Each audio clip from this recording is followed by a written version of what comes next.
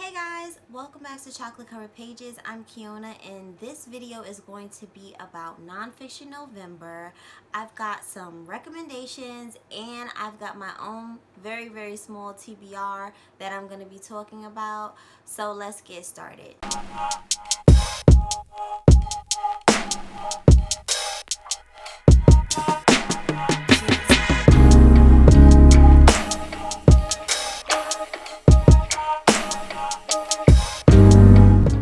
So Nonfiction November, if you've never heard of it, it was started by a book olive, and I will link her channel below where she talks all about it. She's been doing it for years and I've been following along for years, and this time I'm able to actually make a video about it because now I have this channel. So I want to talk about some nonfiction books that I really enjoy.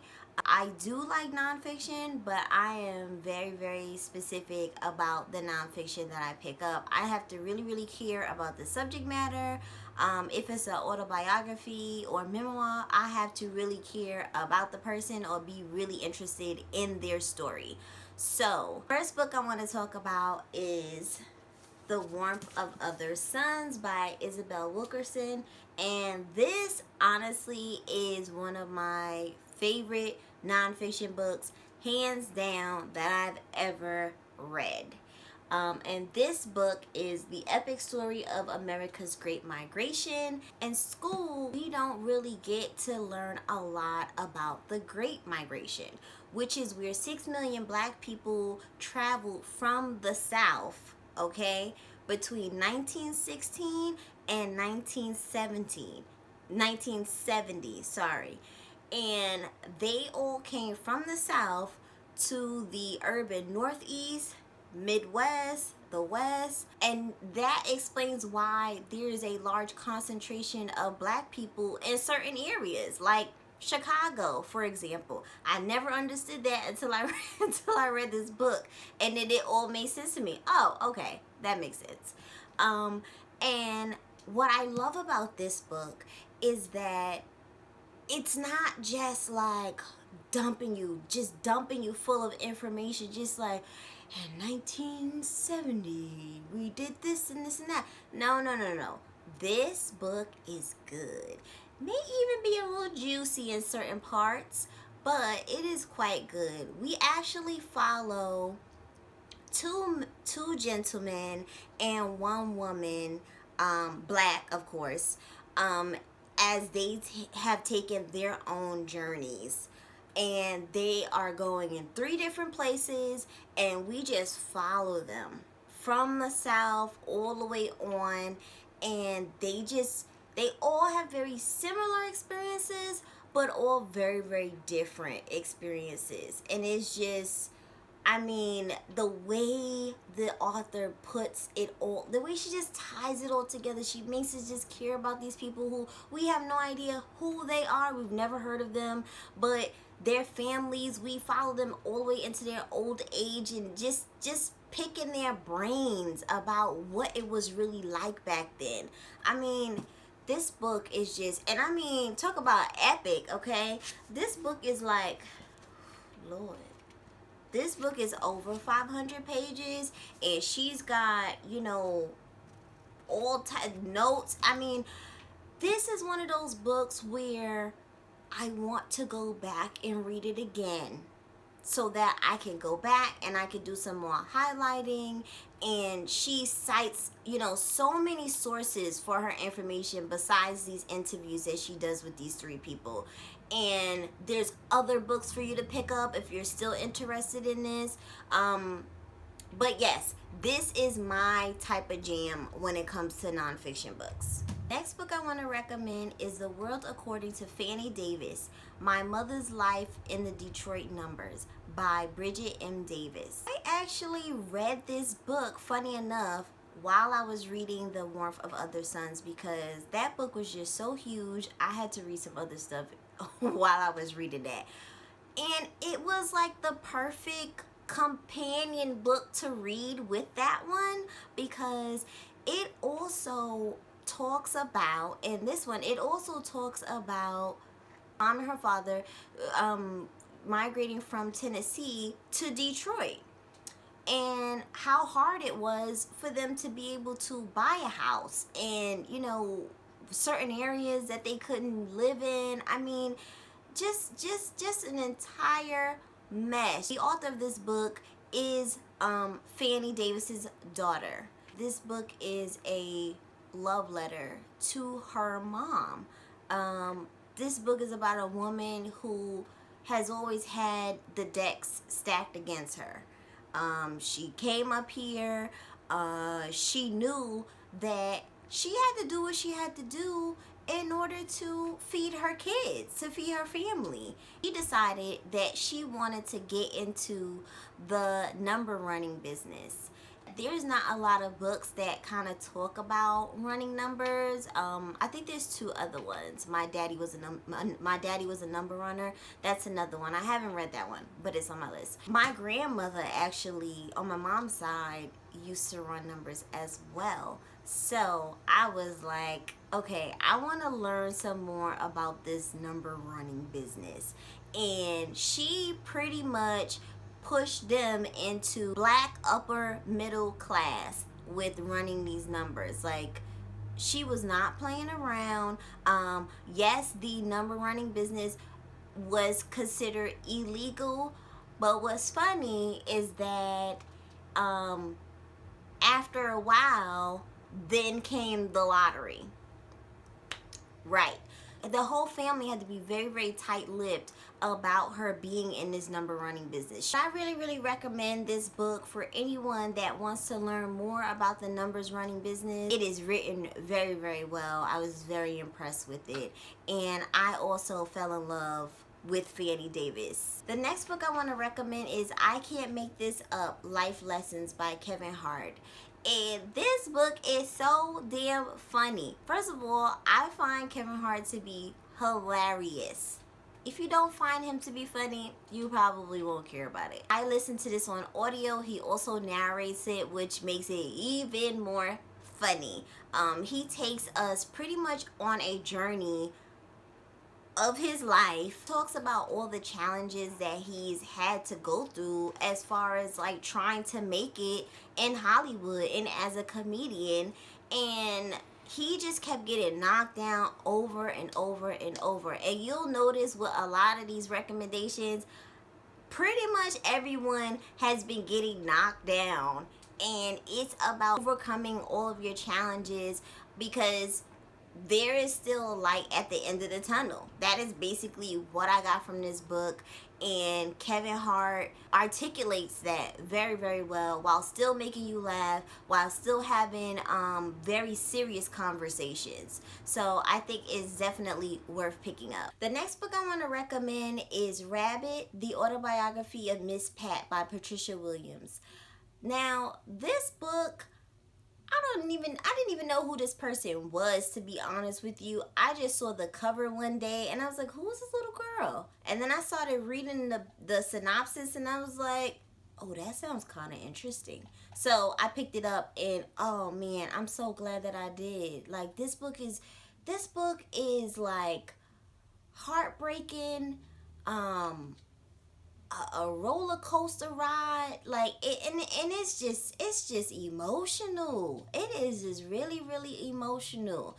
I mean, all the just trigger warnings up and down, like whatever you could think of is in this book, and Miss Pat has been through it. So right from the gate, she paints a picture of her childhood for us and what it was like growing up with her mom and her 4 siblings, and how her mom was an alcoholic, and how sometimes her mom kind of used her. Her mom didn't really want anything to do with her unless she wanted to include her in one of her crazy schemes. That's gotta be rough. It was kind of like she was just raising herself at one point. She ended up being like a hustler, because she's got to eat. She's got people to take care of.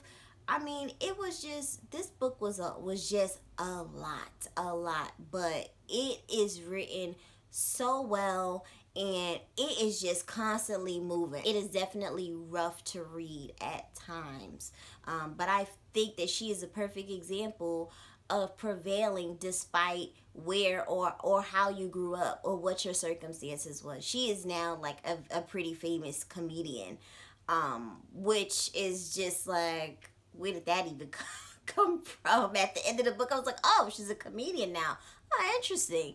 But shit, she's got a lot of material from the things that used to happen to her as a kid. Definitely think that if you're into autobiographies, you should definitely pick this one up. The next book I want to recommend is A Piece of Cake by Cupcake Brown.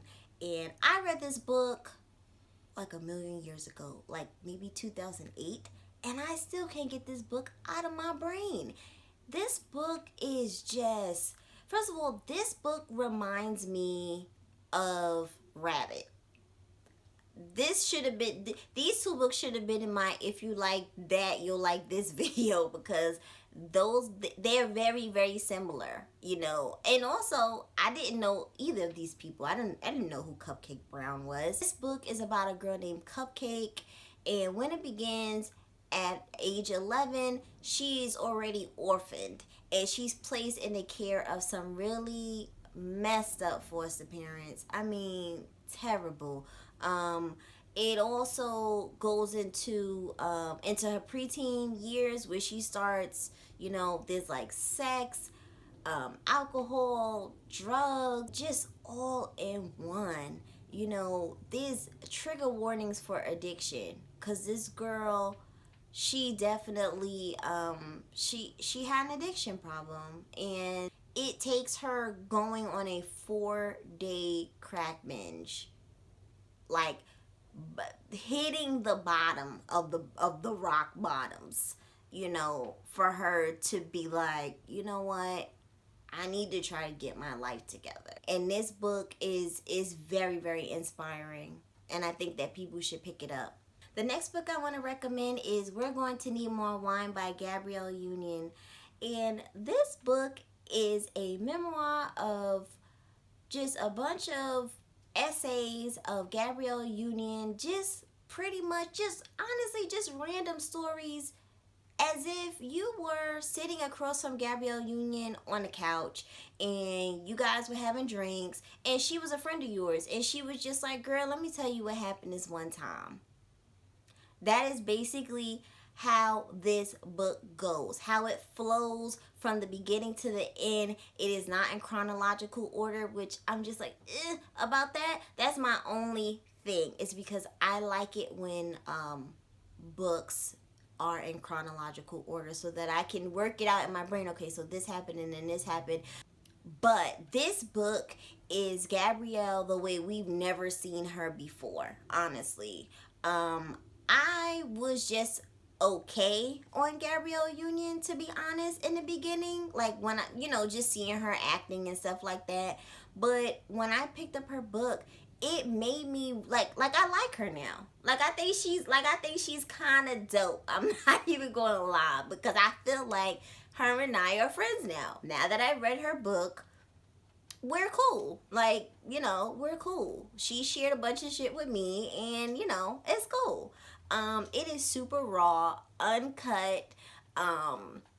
There's a part in this book where she like goes through a breakup and she talks about going through a bucket full of dicks. I mean, what? Like, who even makes that shit up? Like, who even comes up with that? But it's real shit though, you know? Like, when people write like that, you just gotta respect it. You just have to respect it. Like, I love it. I love when it's just brutal honesty.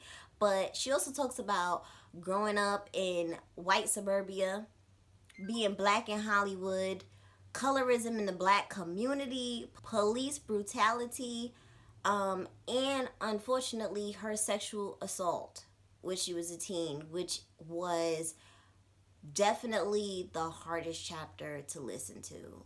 She also narrates this audiobook, by the way. So if you want to pick it up, you should definitely get the audiobook. But yes, so trigger warnings for that sexual assault in this book, because that was just like, that was the one part in this book where I was just like, oh my God, like it was tough. But honestly, it was written so well. I really hope that she comes out with more stuff because I would love to get more from her, especially more on her life with Dwayne Wade and their kids. She touches on it a little bit, but I would love for her to write another one now that she is a mom. And she also talks about that, her struggles with infertility, which it's just not talked about enough, especially in the Black community. So I really, really appreciated her digging into that. The next book I want to recommend is the autobiography of Gucci Mane by Gucci Mane. And if you don't know who Gucci Mane is, he is a rapper, and not just a regular rapper, a trap rapper. So I originally picked this one up because I just wanted to know what was the beef between Gucci Mane and Waka Flocka. That is literally the reason why I picked up this book. And Waka Flocka is another rapper, if you don't know who that is. Because they were super tight. So I was like, well, it's gotta be in this book. I need to know about it. More trigger warnings for addiction. Gucci Mane is very open about his addiction to lean and all the mistakes that he's made. This is a man that has made so many mistakes and he knows it and he talks about it. And I like that. You know, I went into this book really thinking that it was going to be super ratchet. I'm going to be honest. I really thought it was just going to be super ratchet, but it is written very, very well. It is very, very easy to get through. And it is written in Gucci Mane's voice. It's not like his editor just took it and, you know, it just doesn't even sound like him. Yes, this is definitely Gucci Mane for sure. You know, from him being in and out of jail constantly, the weed, the lean, the pills, just all the things that he was going through. I mean, I don't know if you would, remember, but like years ago, like Gucci Mane was like spiraling out of control. That is what is in this book. You look at who Gucci Mane is today, like, wow, like this guy really like freaking changed his life around. And I appreciate him talking so honestly about his struggles in life. And I had a lot of questions as far as him and Waka Flocka. Well, his side of the story gets covered in this book, which is very interesting to read. And who knew that it had a lot to do with Deb Anthony, Waka Flocka's mom. So very interesting stuff. But you should definitely pick it up if you're into hip-hop or if you just want to read a good autobiography. Because apparently I really like autobiographies and memoirs and stuff because that is most of this list, I guess. But it's what I'm into. So now I want to talk about the nonfiction books that I'm going to be picking up for November. So the first book I'm going to be picking up is the autobiography of Malcolm X as told to Alex Haley. And this is way overdue. Like, I'm almost embarrassed to say I've never read this book. This is just one of those books that is just like, you just have to. You just absolutely have to. And I'm going to be buddy reading this with my husband. So we're just taking it slow because he's not like a huge reader. So we are doing 1 hour on audio a day. I know. It's good. Listen, he has me listening to this on 1 time speed. I know. I am normally a person that listens to the average audiobook that doesn't have an accent on at least twice the speed or 2.3, 2.5. So imagine I'm dying. I'm gonna be dying with this 1 time the speed. But I am just happy that he is going to be taking part in reading this with me. I actually find it kind of romantic. And we might do a video on our thoughts when we finish reading it. Let me know if you guys would be interested in that and getting Mr. Chocolate Covered Pages up here. And, then we could just have like a whole deep dive on what we think about it. I'm also going to be picking up Barracoon, The Story of the Last Black Cargo by Zora Neale Hurston. And this is the story of the last the last known black slave. He was illegally brought to the United States 50 years after slavery was abolished. I mean, isn't that some shit? That's some crazy ass shit. So yes, I definitely want to get to this. The audio is super short, but I think I'm going to do audio and physical at the same time so I can do some annotating. I also want to read Girl, Girl, Girl by Kenya Hunt on womanhood and belonging in the age of black girl magic. There's not really much to say about this. This is going to be a bunch of essays on being black, being a black woman, which I know a lot about. So I'm interested in just having some real sister girl moments with this. I love the cover of this. This was also sent to me by Amistad, and it actually comes out in December. So November is the perfect time to pick this one up and see what I think of it. I'll be honest, I'm usually not too big of a fan of essays, of books that just have like a bunch of different essays, because remember when I told you, you know, I like for things to be in chronological order and stuff like that. But I want to give this one a chance and see what I think about it. The next book I want to pick up is Hustle Harder, Hustle Smarter by Curtis Jackson, also known as 50 Cent. 50 Cent is my boo, in case you didn't know. I love 50 Cent so much. I know he is so annoying. He is so freaking annoying online. But I think that because I was like around and loving his music when he first came out, back when I was like in high school or something, I'm still stuck on old 50 Cent. But he is a very intelligent dude, and I normally don't do like self-help books and stuff like that. But I am very interested to see what 50 has to say about hustling, because your girl is a hustler herself. So, and I do believe that 50 Cent is a amazing hustler. This dude, from the TV shows to his rap career, I mean, he's got his hand in a little bit of everything. So what better person to hear this from? So I'm very excited to read this, and it's 50. It's not gonna be boring. So, you know, at least that's what he's at least gonna make it interesting. So I definitely want to get to this one. So the next book I want to pick up in November is They Were Her Property, White Women as Slave Owners in the American South by Stephanie E. Jones Rogers. Boom. Okay. I have been wanting to get my hands on this book for a while. This book is basically pretty self-explanatory. Like, a lot of white women kind of made it seem like, oh, it was the men. They were the masters, and, you know, I was just, you know, having the babies and blah, blah, blah, blah, blah. Nah.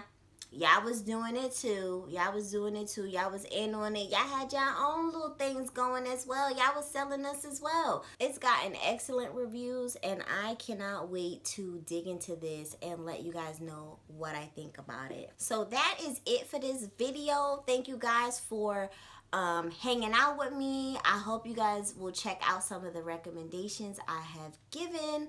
And I hope to speak to you guys soon. Make sure you subscribe to this channel, like, comment, let me know how you feel. Till next time, bye-bye.